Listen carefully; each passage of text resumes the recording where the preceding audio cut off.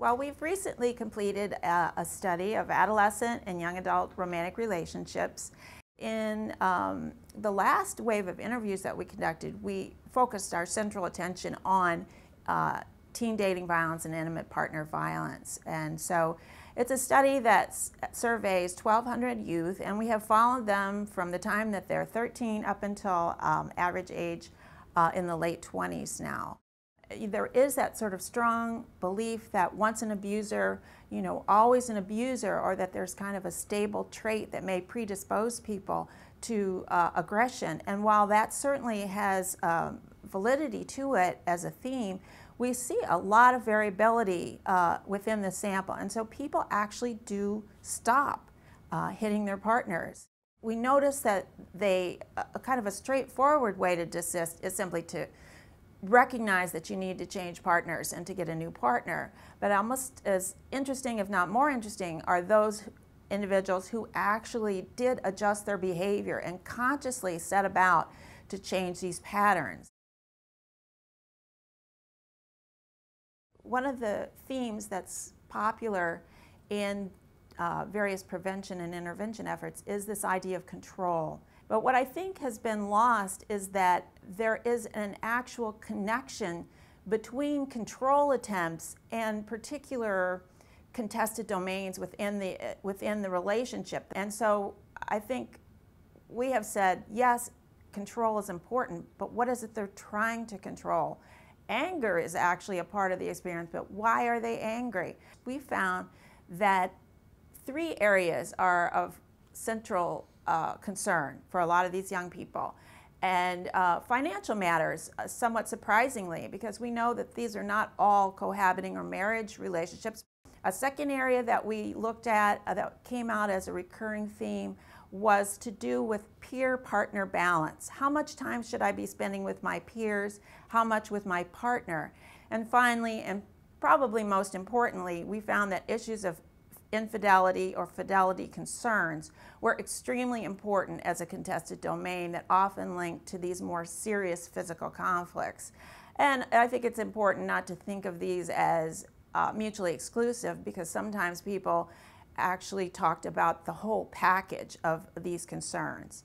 I think that our view is that we need to develop a more localized view of anger, not as something that's this immutable trait of the individual that they carry forward with them at all times.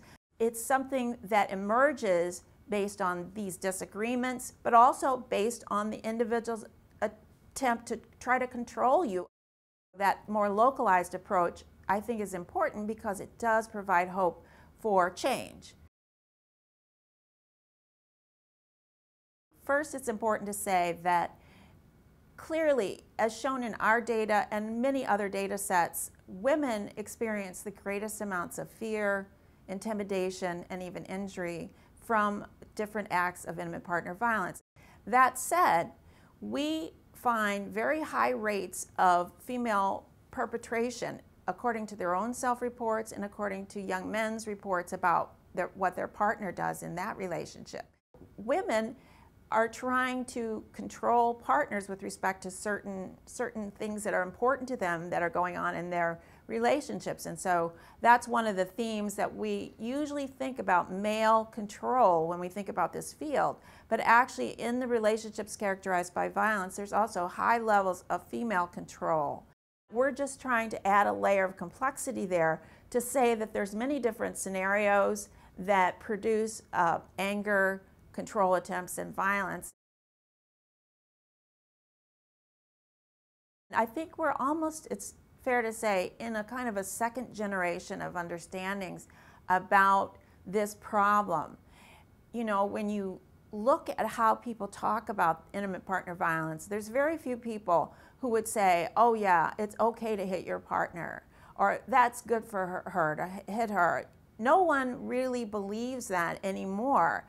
It's something that at some broad societal level has been discredited, and it's not a source of status enhancement. But yet, we still have this problem.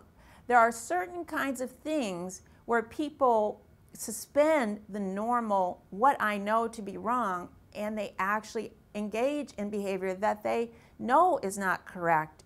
It might be that the young woman has seen a text message from someone and they really are legitimately angry.